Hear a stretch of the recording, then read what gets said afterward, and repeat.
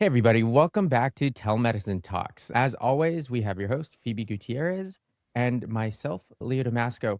Today, I am super excited, super stoked to have our guest on. For those that don't recognize her already, this is Dr. Mona Amin. She is a board certified pediatrician, the founder of Peds Doc Talk, and now the chief medical officer of Poppins, a pediatric telehealth platform that is redefining how families access care for their children. Now, gosh, I was telling Phoebe and told you, Dr. Mona, before this, you gotta have to stop me from like fangirling out because I have been following you and your socials, especially your Instagram, for forever. I love it. You are one of the major voices for pediatric care, if not the major voice in pediatric care in the social media Instagram space. Thank you for being on. We are super stoked to have you. I am equally stoked. I love going on podcasts. And when I found out it was a fellow clinician, I was so excited. And I actually didn't know you were a pediatrician before you just told me that. And I was like, absolutely. I tend to go on more podcasts that are more mom focused, parenting focused. Yeah. And I just love when we can reach other professionals, clinical professionals. It's so exciting to be here. So thank you. No, it's my pleasure, really following you, and especially with what's going on with everything right Yeah. now with the laws, the rules, the administration, and, you have been vocal about that. I put tons of hearts, exclamation points, forwards, all the above on your posts. But today, let's talk about kind of what you're doing now in Yeah. telemedicine. This telemedicine talks, right? I forget how many months ago on your channel you mentioned that you were starting a new journey, right? And this new journey was in telemedicine. And actually, I got super excited. I was like, oh man, this is how we get her on. And you are now the chief medical officer of Poppins, this pediatric telehealth platform. Can you tell us more about that and what Poppins do? And really, what is the problem that Poppins is trying to solve? Wow. So, yes, I made that announcement. I think it was in the fall of 2025. So, we're talking right now in like the summer of 2026. And I'd like to preface it by saying that a lot of me like sneaking that was me also validating the fact that this was a good choice. And I say that Mm, because being so trained in person clinical medicine, right? Like in residency, telemedicine wasn't really a thing. I graduated residency in 2015. No one was doing telemedicine at that point. And so none of us at that point knew that telemedicine was a thing. And so then when I finally started working at a clinical practice, I was burned out, exhausted. I was like, there has to be another way. And I was like, I could start my own practice, like a direct primary care, solo practitioner. And then this opportunity, which I'm getting into about Poppins, kind of landed in my lap. And I was like, do I go to telemed or do I stay in person? And there was a lot of self judgment that I had to break. And I think that you've probably seen that exist. And I think one of your past episodes talks about how telemedicine is still very valuable medicine. And I think I got stuck in my head that, oh, well, you're not seeing a patient in person, you're only seeing them online. And the reason I'm bringing that up is that what we've been able to do has justified how valuable telemedicine is, especially in the pediatric space. So, Poppins is a company founded by two co founders. I'm not a co founder, I'm their chief medical officer, brought on initially as a medical advisor when they first started last year in 2025, with the goal that maybe in a few years I would be their chief medical officer. As an advisor, I was looking over their clinical protocols. I had some say on who they were hiring as nurse practitioners, clinicians. And then they said at the end of last year that, hey, I think we need to bring you on as an official chief medical officer for reduced hours. I only work for them 8 hours a week. And part of that is seeing patients, part of that is the administrative work. And we're not so busy right now because we're still growing. So when I'm seeing patients virtually, I usually have some downtime to do the administrative work. mhm, But the problem we're trying to fix is what I just mentioned earlier is that I don't think people realize how valuable telehealth is because so much of what we do in pediatrics is reassurance. So much of what we do in general pediatrics is triaging, telling the family, hey, I think this can wait till morning, or here's some information for you now, or I think I need you to go to the emergency room or check back with me tomorrow. And so, what we're trying to fill is that gap for that family that is kind of at home wondering, do I need to go in? Do I need to do anything right now? Rather than going online, using AI, using Google or whatever search engine, we want them to be able to communicate with the clinician who has educational background to say, you know what? This is something that we can handle. We are able to prescribe medications if needed for, routine things. We have the ability to check ears because we have an otoscope that all of our families can purchase that sends us remote video recordings of each ear, pristine video quality. And so, what we're trying to change is not only from the medical side, access for these families so that they can get information, maybe even we can help them. And if we can't, reassurance or what's the next best step for you all. And then on the other side, which I'm loving, is we also have parent coaching and sleep coaching platforms and packages. And I think we often forget that all of those things are connected, right? In the future, we'd love to add feeding packages if someone's dealing with feeding issues. But what we're trying to do is remind parents that none of these things exist in isolation. We know that if your child is dealing with potty training issues, they may be stool withholding. So then we have our medical team communicate and say, hey, you know what? We can prescribe or consider maybe softening the poop with Dulcolax or Miralax because we don't want them to be in pain when they're stool withholding because it hurts them.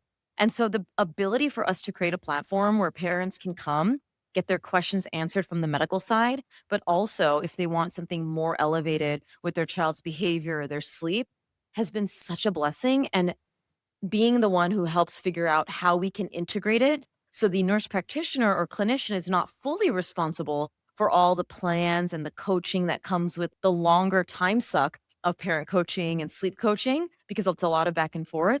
It's been so cool to see how we can build that. And our families are so happy. Anytime I'm on, every single parent is like, wow, I can't believe one that I get to talk to Dr. Mona. And I was like, awesome.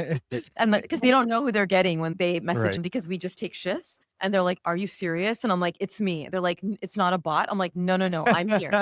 Because it's a text-based platform right now. Yeah. And it's so funny. And they do a little bit of fangirling. And then I'm like, "I'm here for you. Like, tell me." And then I help them.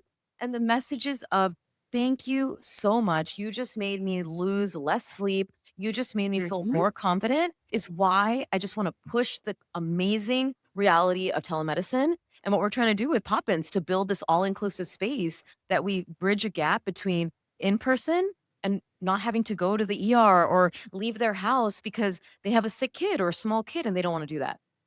Yeah. Well, you bring up a couple good points. Now, when I work telemedicine, I work a lot of telemedicine. I work a lot of ped spaces, but I work a lot of adult spaces too, because I'm also an ER doc and I can see adults. And really, what I've found in the pediatric space, as we say it all the time, especially in training, right? Kids are not small adults, right? And a lot of that translates in telemedicine, right? There's a lot of trust, there's a lot of use in the adult telemedicine side. But when it goes down to the pediatric side, and you kind of alluded to it earlier, people have a lot more reservations. And when I say people, not just the patients, but the physicians themselves, right? And as a telemedicine platform, it's like you're an extension of the PCP. So how are you going to convince not only your patients that, hey, this is a valid way to do it, but also the PCPs, the pediatricians that are out there that now the patients are going back to and saying, hey, I talked to this pediatric telehealth provider. How are you going to convince them that you're also valuable too? I love this. And, there's two areas that we're always focusing on. There's the patient parent focused Mhm. advocacy, like, and making them understand that this is a valuable thing, which, like you said, is the easier part of the two. Oh, And absolutely. then there's the aspect of getting clinicians on board. So obviously with the growth of the company and getting more funding to be able to reach out to clinicians, I am trying to normalize telemedicine. And also, when we speak to families and when we speak to parents and speak to obviously clinicians, reminding them that we're not a replacement. And so I give the example. Right now, we are starting to start a program with Give Kids the World. Give Kids the World is almost like a Ronald McDonald charity or like Make a Wish Foundation in Orlando. That when the families come to Disney World, these are chronic medical condition patients, Mhm. right? So these are children who are coming with their families and it's them, it's their siblings who may not have any medical issues. We are offering our services when they're staying at this resort or wherever they're at for a discounted rate that they can get access to our clinicians if they need it. And what we're doing there is we're being able to be that bridge between them and their clinician who may be back in Ohio, who Yep. may not be able to pick up the phone. And we always make it clear that we will not take over the medical care. And that's actually very important to me because I think you can relate to this. Like, imagine if you're seeing an asthmatic in office and you are the one managing their asthma. And then some woman on a telehealth visit all of a sudden changes their whole regimen and starts prescribing all these things. I wouldn't like that as a clinician because I Mhm. have been managing that. So, one of the things that we've instilled is that whenever we make a change, we communicate to the family and we send them a PDF of the changes that we made that we want them to take to their clinician the next time they see their doctor or clinician. And eventually we would love to be able to send this directly. In a dream world, if we had universal healthcare, would be able to like send everything to everybody. But we're trying to instill this so that our clinicians know that we are bridging the gap and not taking their business. And so part of our goal here is to reach out to clinics and pediatricians and getting on this show if they don't have the capacity to take on call, right? They are Mhm, working 9 to mhm. 5 and they don't want a overnight system. They want someone who is not only an RN but actually a clinical person, right? Like an NP, PA, Yeah, yeah. doctor that we can say, "Hey, we can offer this service tied to you." And we want to be able to do that around the country eventually. And that is how we make this like a symbiotic relationship.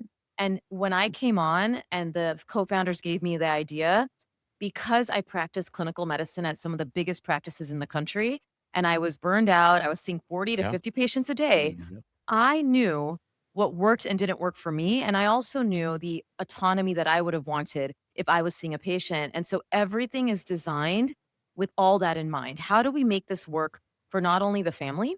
How do we make this work for the clinicians working for our platform so that they actually, for the most part, are enjoying our experience and not feeling like I hate this job. It's so exhausting and I don't feel valued. And then the third part of my job is how do we get the buy in? And that's the third phase that we're working on as we get more funding, as we start to expand to get brochures out to those clinics and say, hey, if you need us, here is what we're offering. We are trying to help you. We would love to be able to give you reports. The worst thing about telehealth is when they prescribe a medication that that child didn't need. Like, let's be honest, like, Yeah, I yeah. get No, that, or absolutely. they go to an urgent care and I kind of have to control my facial expressions. And that is also my role, right? I train all of my staff that you Yep. are not to prescribe medicine just because you're being forced to. We are not customer service medicine. We are practicing quality Mhm. medicine. And it is an honor that the co-founders trust me in that. I told them when I got on, like, I am not signing on if we are going to be doing fully customer service medicine because that's what's being lost in medical care right now. It's either you're burnt out, you don't have enough time, or you're going to the urgent care and they're just giving you amoxicillin for a cough. And I'm like, we are Mhm. not doing that at Poppins. You will know when you are a patient here that we will give you the right directions. We will give you what you need. We will elevate you to the ER or in person to your clinician, but we can't and will not do any of that just because we want to practice quality. And I believe it's possible, but I feel like we've kind of lost it. I think it is too, and I think a big part of the buy-in too with the PCPs and the clinician is that. And what I've found too is that when I was a general pediatrician, had my own patients, so I could relate to this. We are very protective of our patients, Yes. rightly so, right? These are our families. These are the babies that we've seen growing up, the ones that gave us cookies and all that stuff. And I remember times where they came from an urgent care and they did this and that. I was like, "What the heck?" So I think that's very important, and part of the problem with these telemedicine platforms is that buy-in, right? Like, you're not gonna be successful if you have your PCP telling you not to go there anymore, right? Yeah. Gosh, good luck with that puzzle. That's a very difficult puzzle because, again, compared to the adult doctors, pediatricians, they love their families, they love their babies, and, it's gonna take a lot to convince them. Well, I wouldn't say give them up, but kind of that a lot of the pediatricians that I've talked to with telemedicine have that feeling, "I'm not gonna give up my patients. I don't trust anybody else with my patients." Right? Yeah, I do think that to me, the way I kind of view it, because like non-clinician, non-physician, but I have had the most amazing physicians around me my whole life to where I'm able to pick up the phone. Like, my son actually got kicked by a soccer ball a couple weeks ago, and I didn't go to Kaiser. Like, I called Leo and I'm like, "What do I, it might be broken." He goes, Yeah. "Well, his eyes are black tomorrow, then go to the ER. But today, they can't really do much." And to your point, Dr. Mona, so much of pediatrics, in my opinion, is Like, I just need the peace of mind that I'm not making, like, a bad decision by not taking my child to the emergency room. So it's like every single time I do have to go to the emergency room, you see it. You see parents worried and nervous, and majority of them probably don't need to be there, but they also don't have, like, a Dr. Damasco in their pocket like I have. And so, really, the service that you're providing to parents, I don't think it contradicts or competes with, a general pediatrics office. I think it really complements it, and I think, again, one of the things that I've found really beautiful with telemedicine is you are actually able to kind of build the care team that you want in Yeah. addition to, like, your own insurance and how that works. But so much of navigating parenthood is this weird teeter-totter of, like, do I ask my pediatrician? I mean, my kids are now all sleeping through the night, hallelujah, but, there is, like, the sleep training, and so many parents just don't wanna make a mistake. And having something like Poppins really is, in my opinion, such a game changer for not just, like, the medicine side, but actually making pediatricians get to expand a little bit and go back to the love of medicine of, like, I'm gonna educate you and I'm gonna kind of teach you on these things that, historically, when you're doing your 15-minute visits, you might not be able to cover. And you said it beautifully that not everyone has a Dr. Leo, right? I am Dr. My friends do the same thing, but like a lot of our families are living in that rabbit hole of like, oh my gosh, what do I do? What do I do? Like when you messaged about the soccer ball incident, right? Like you were obviously worried. And because, like I mentioned at the beginning of this episode, so much of what we do is that reassurance or triage, right? And you can do that on telemed. I didn't realize the potential until I started doing this job more. And by the way, at my old clinic, during the pandemic, we all did telemed. Like Yep. telemed was how we did everything. So that was where I got my toes wet with the entire experience. And I was actually surprised there too. I was like, wow, this is actually really useful because families don't have to leave. And a lot of our clientele are in cities where their doctor is about 30 to 30 minutes plus away.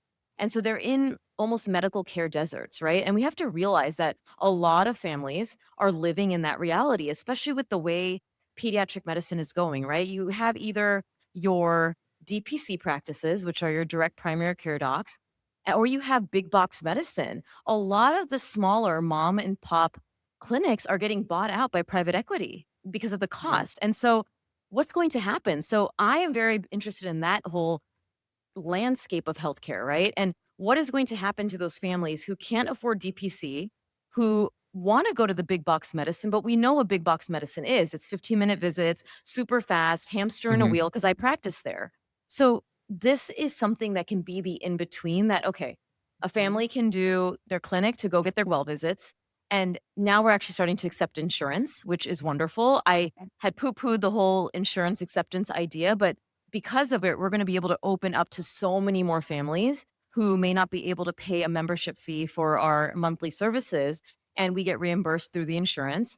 And I think it's such an accessible thing, right? I love that if they're not able to go, where are they going to go? They're going to either spiral themselves into anxiety or they're going to not go. And that's going to be worse. Or they may go and maybe they didn't need to go, which fine is not the worst case scenario, but maybe, just maybe, we can save them a visit out of their home in the middle of a snowstorm, in the middle of like a heat wave, and they can just be with their child in the comfort of their home. And to your point, Dr. Leo, I miss the continuity of my patients. Like I'm not getting that on a telehealth platform because I don't do well visits, right? But I treat these families like they are my continuity families because how it works is that when you're a patient of Poppins, you message in, and depending on who's on, we'll answer your call. So all of the clinicians start to get familiar with everyone on the platform, right? Because, oh, my son's right. Ryan's mom is messaging in now, and like she messages in another day. And it's almost like becoming a family that they trust us so much with their child, but that doesn't mean they don't trust their pediatrician. Just like you can have secure attachment with one caregiver, you can have secure attachment with another caregiver. And in this concept, two different clinicians. But you can't do that if it's, let's use the word, shitty quality telemedicine. And that is what I'm trying to bring back, right? As their CMO, I am like, a hawk. I'm like, anytime my clinicians prescribe something or do something, I'm chart reviewing and I'm having constructive feedback to just remind them. And they are so in tune with that because I don't want it to become something where clinicians are like, oh, this Poppins family just came back and did this. No, I want them to be like, ah, yes, a Poppins family. They did this and that's wonderful. And that's going to be a reality. I know it. Yeah, you mentioned it too, the lack of continuity, but one of the things I love about telemedicine is that you're able to reach so many more Yeah. people. And when I started telemedicine, kind of like you, should I start it? Am I giving up what I was trained to do? It was almost like a bad word. Am I going Yeah. to be a pill pusher, so forth and so on? But there is so much that I've gotten out of telemedicine. Just the positives that instead of a patient population of maybe like 1,000 in my panel, now it's 20,000 and I could reach out and I'm credentialed everywhere. So I could reach out to any part of the country and Yeah. I'm part of their lives. And it's kind of amazing that way, right? Being able to change somebody's life literally clear across the country.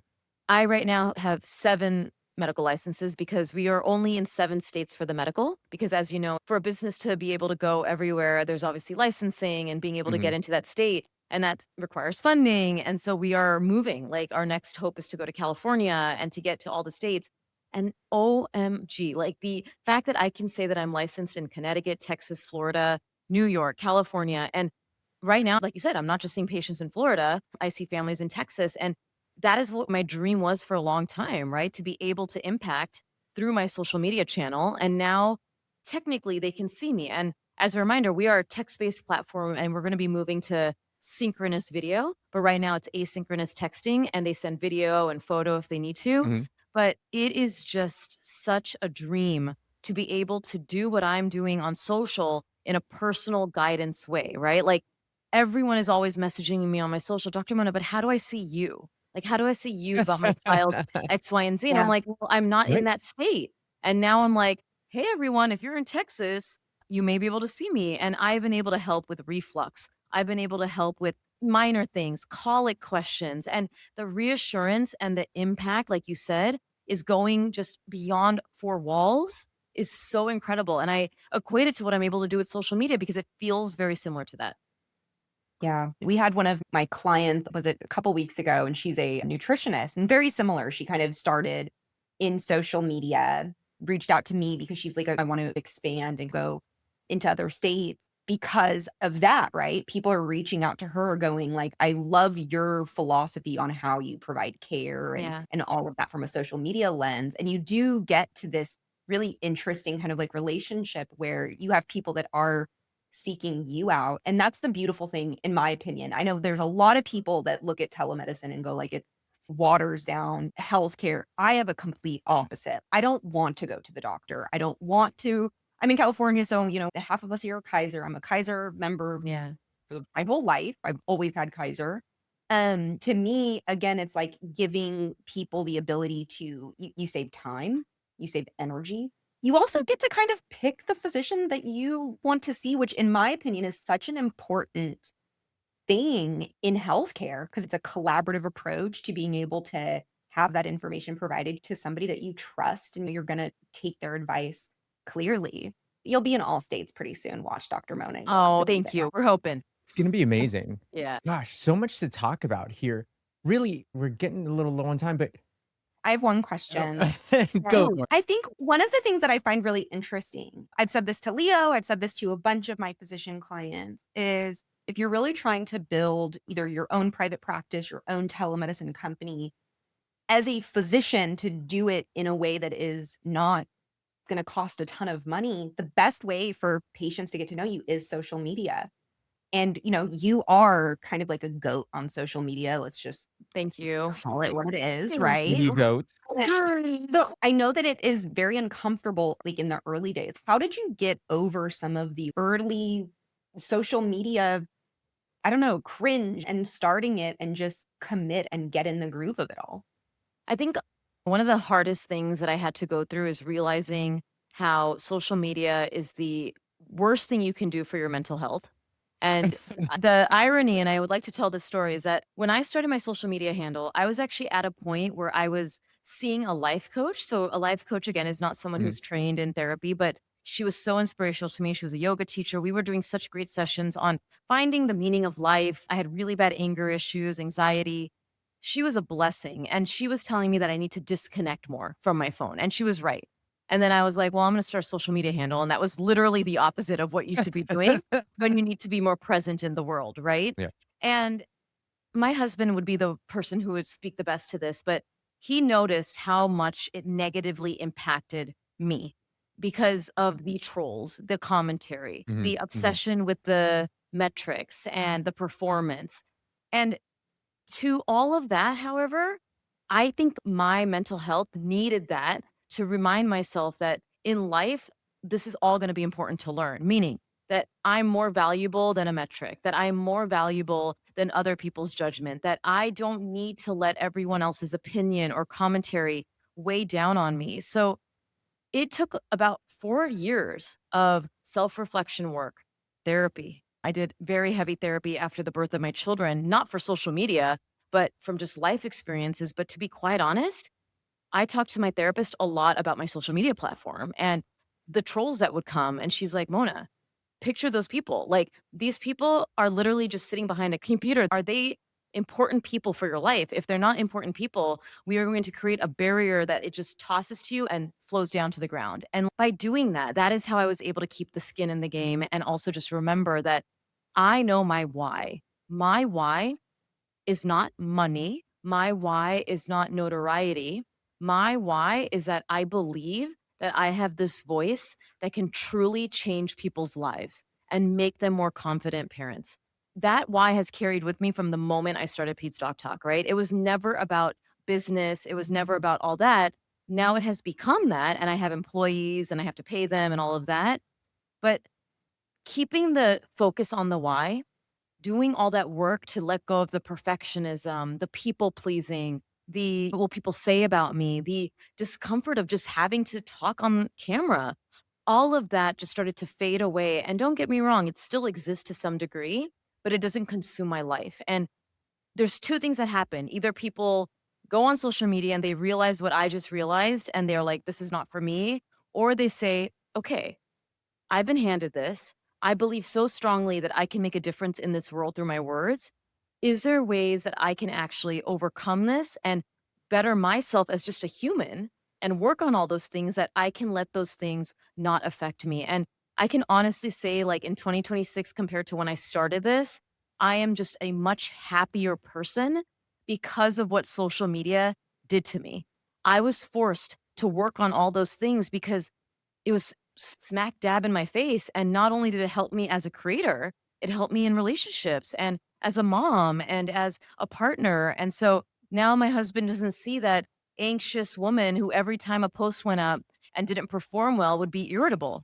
What it was is just realizing that I needed to change, and you either roll with the punches and realize that this is your reality, or you say to yourself, it's not for me, and I'm not forcing anyone to make it for themselves, but if you can get through that, you're going to find that it is a amazing medium to change the world. I do feel like I'm changing the world because when 160 countries download my podcast and people from Australia are like, come here for a meet and greet, I mean, that would have never happened had I never got online. And that's amazing. Yeah. I Yeah. wouldn't have got it. Like, I mean, I had to go through that to realize the other side of like, I can do this and I can be a better person from it.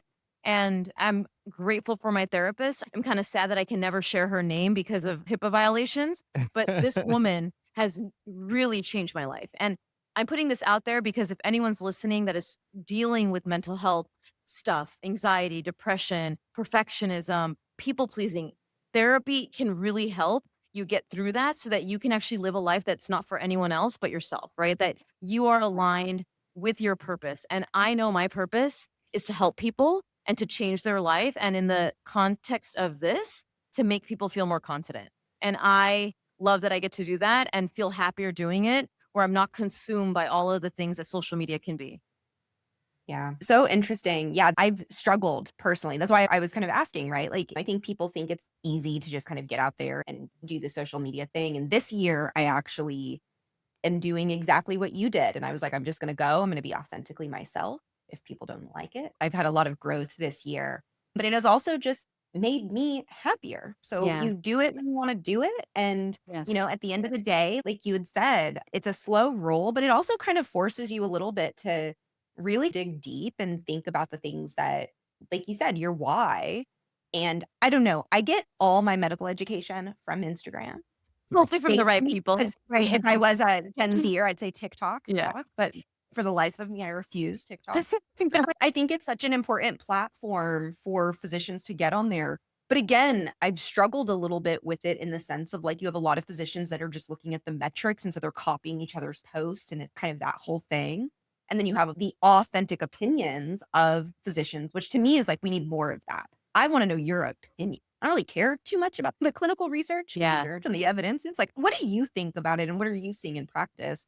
Which is kind of the interesting thing. My whole experience with physicians is I've gotten that like behind the curtain view of like, well, what do you really think? No malpractice suit coming from me. Like, we just want to know, Yeah. you know, what you guys are really thinking. And again, I think it's so cool when you have like a really solid platform. And then again, you get to grow into making it authentically you, because really that's where it gets really cool.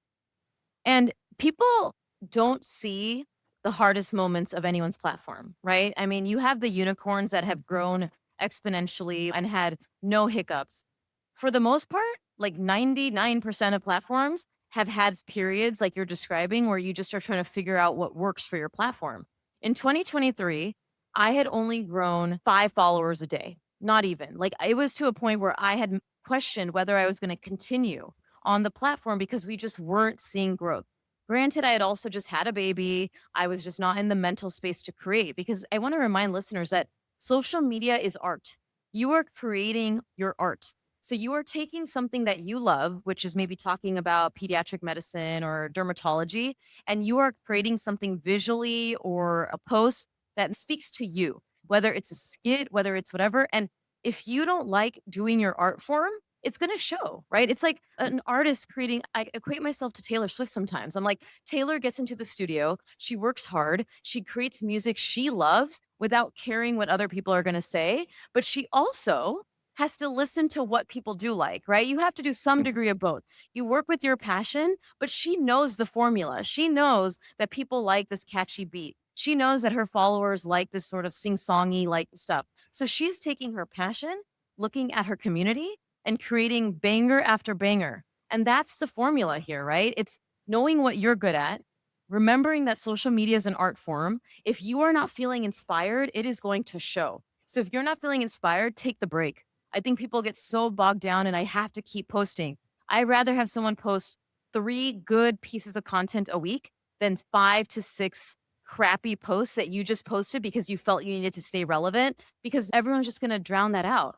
They want to see and hear the feeling, like you said, behind the information. And people connect to people, they don't connect to information. Like the reason I'm followed is that people view me as an authority figure in the space, but they follow me and connect because they think I'm relatable, which I am. Like I'm a mother as well. They think that I have their back, which I do, right? These are what I hear from my community, that I follow you because you are kind, you care about people, you're relatable, you don't talk down to me. And that is what keeps people coming. It's the way you make them feel and not what you say. And I think a lot of people online, especially clinicians, can do a better job of creating content by remembering, how are you making your consumer feel? Are you making them feel anxious? Because that's not the way to go. Or are you delivering a confident tone with actionable steps? And I refuse to go down the route of fear. And I want to use the hantavirus outbreak.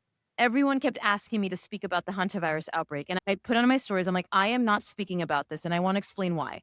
One, I'm not an infectious disease expert. Two, I have never seen hantavirus in my life. So no, I can't speak to the symptoms. And three, it's not to the point where I feel you all need to worry about it. And if I'm worried about it, I will make sure you know about it. And my community knows that if you're giving people information without tangible steps, you're just creating and spreading fear. If there was a hantavirus outbreak and I needed my community to act, which meant you need to make sure if you are going on a cruise, blah, blah, blah, do da 1000%. But if most people don't do that, they're just stirring the media pot, which is meant to cause anxiety. And I am the antithesis. I want people to feel calm. I want people to feel Dr. Mona is looking at things and she's going to tell me if I need to worry, because we are dealing with an increasing level of anxiety in parents in this generation. And I refuse to contribute to that. And I see it happening amongst some of my peers on social. I can't tell them what to do, but we are responsible for how we communicate. And the first thing is understanding, connect person to person versus speaking only as an authoritarian figure. Oh, that's great. And your socials and your platform shows it. It's one of the most helpful platforms I've ever seen. It honestly is the platform that I go to. It honestly pops up every day, twice a day. Thank you. Dr. Mona, thank you so much for taking your time. I know you're super busy being on our show and gracing us with your presence. One last question we'd like to ask everybody on this. So let's go back to your intern self. Day one, July 1st of intern year, knowing what you know now, what would you tell day one intern self? Anything at all from what you've learned so far? Oh, I love this. And it's been such an honor to be on the show. I would tell that bright eyed, bushy tailed girl to believe in who you are and the value you have in this world beyond the metrics, beyond where you went to medical school, beyond all the other labels that we attach to ourselves. Think about who you are and what you can give to the world in your field. And the reason I say that is I knew that I had a gift. I knew that I could connect with people, but connection isn't always looked at in medicine, right? It's like, okay, see your patient, do that. Mm, I'm a really good connector. I love connecting. I love feeling. I always joke that I love when I make parents cry in my office in a good way. Like when they can get to the point where they can just release and say, I just needed to cry today. I feel like I broke through with them and have now connected with them on a level that many people don't even get to connect with as a clinician ever in their life. And I think I just want my little Mona to remember that. And I was so fearful. I thought I wouldn't get hired. I thought that I had to follow a certain path. But the beauty about medicine in 2026 is that there are so many different avenues. If you don't like something, build it or find it because it exists. And I was so unhappy in my clinic and I built something and it turned out to be good. And it only turned out to be good because I knew my why, I trusted myself, and I knew my skill set. And you gave it the time Yes, to to nurture. evolve to Yeah. what it is today. You're learning, you're pivoting, you're kind of figuring it out, which again, I think so often people look at where you're at today and it's like, okay, I want that 6 months. I'm going to follow the Dr. Mona blueprint. Yeah. It was funny. I had a client reach out to me and kind of say something very similar. It's like, oh, I really like what she did. I need to get there in 6 months. As all, she's been doing this for 7 years. So, There's a lot. hats off to you for giving yourself time for that evolution. Because I think it's really important to your story and it's really important to like your journey. I agree. And like I mentioned earlier, people will never understand the hard reality of any profession, any content creator, not just my niche, but anybody can say that there is a lot of lows before you hit the highs. You have to be able and understand how to handle failure because that is when you're going to actually reach a milestone. And how applicable is that to being a parent and teaching our kids the same values? I'm also a parent expert, if you want to say that, meaning I'm always coaching people on parenting, and we have to drink the same Kool-Aid that we're spitting out to our kids. Like, if you're telling them about failure and you're living in this, I can't do it, I suck mentality, your child is never going to learn that. And the biggest gift that I'm able to do right now is I'm modeling all of this for my two little kids. And when yeah. they see me fail and try again, they have seen me cry because I was upset about X, Y, and Z. And I tell them it's not you, it's something happened with mommy's work. I'm going to get back up and try again. And they get to now see me on a TV show in the fall. They know that it takes effort and that hard work is not just something that just comes out of nowhere. 100% hard work and it's 100% belief in self. And that is to me the secret sauce, right? You can't just will things into existence and manifest. You actually have to put the work into. And those two things combined is how things actually get done. It's amazing. Amen And to that. well, Dr. Mona, for those that don't know, you're behind the ball. How can they find you? Peds Doc Talk, your social media handle. Poppins, right? Poppins Telehealth. Yes. Yeah. Is there any other way? TV No, show so now? tell you that. So I can't say the name of it because I don't know when this is airing, but it's airing in September on a platform to be released, but it's going to be accessible internationally. I can tell you that much. And it's going to be very accessible, meaning you will not have to pay to watch it, which is very exciting. But follow my social handle, Peds Doc Talk, to learn about that. Amazing. It is beautiful. I'm so proud of it. I cannot wait for it. And then, yes, Peds Doc Talk on Instagram, any social handle you're using. And Hey Poppins on Instagram, as well as the website, is to learn what we're doing at Poppins. And I am so glad to just be connected to you both from the telehealth world and Yes. brainstorming because, again, this is a team effort, right? To change the way we're approaching healthcare. And that's what I think we all want to do. Yeah. Awesome. Thank you so much. And as always, listeners out there, thank you for joining in. Drop us a line, info@telemedicinetalks.com. Dr. Mona, super awesome to have you here. Thank you so much. Thank you.